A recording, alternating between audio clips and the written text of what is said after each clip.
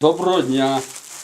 Отримали очередну посилочку від розетки з храповим механізмом. Зараз ми подивимося, що то за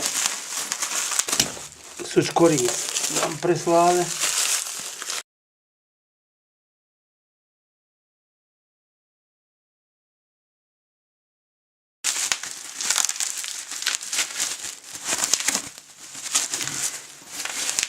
Стальні ручки з пластику. Ось такий у нас храповий механізм. Фірма Гарден.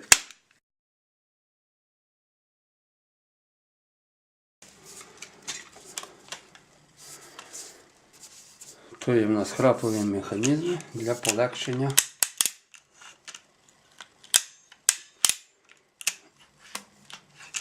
щоб не прикладати багато зусиль. Діаметр різки 4 см. Думаю, що повинен бути добрий. Якість на вигляд нормальна. Будемо бачити в роботі. Дякую за посилку. Все.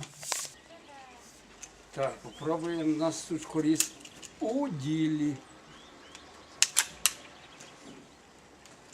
Беремо тончі гілочки. Так.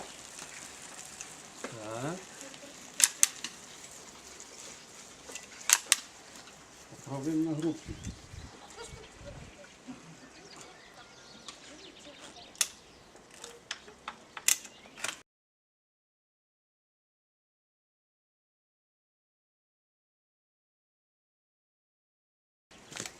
Ну як?